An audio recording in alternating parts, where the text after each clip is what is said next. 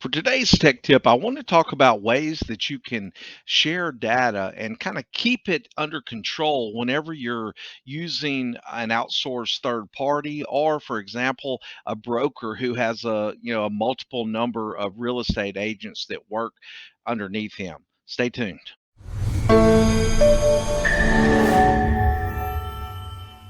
Okay, so specifically, I want to talk about how you secure files in two different industries. It's really going to have a much broader application, but if I stay to these two industries, I think you'll get the point.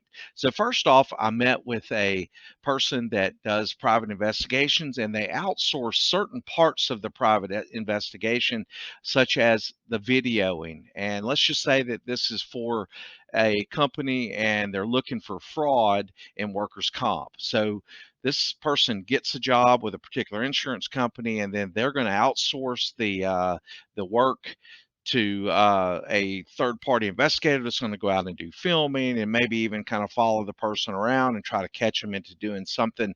They got a bad back and catch them out, throwing a cast net or something. I don't know. The second is in the real estate industry where a broker is using, agents, real estate agents, in order to sell property.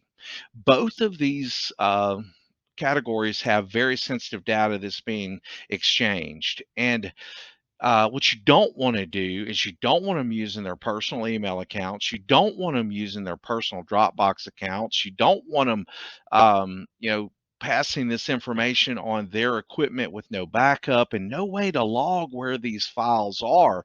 It's almost like you're just taking these very sensitive files that ultimately, these business owners, this broker, and the head of this investigation firm, they're responsible for that, for these files, and they're just letting them be cast wherever with no tracking, no anything. So what you do want to do, and this is the part I really want you to hear me say, you can use something as easy as Microsoft 365, configured in the proper way, set up a domain, and allow the Microsoft 365 platform to put the security parameters around there for you. First of all, use a corporate email address for all of those transactions that has that personal identifiable information or private information in it.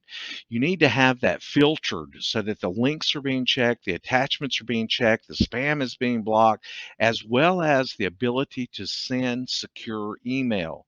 Because if you don't give your people a way to do that, they will never do it. Or if they do, they'll do it in a very dangerous fashion.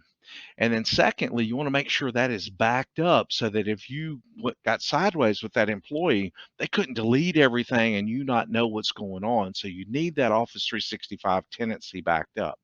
You can also share documents and communication by using Teams, Microsoft Teams. So you've got a secure channel that'll work on a computer. It'll work on a mobile phone or a tablet.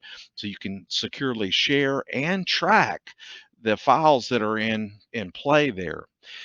You and really, when you look at how Teams works, it is basically going into the person's OneDrive that is ultimately on SharePoint, so that you could have access to these files even via the web.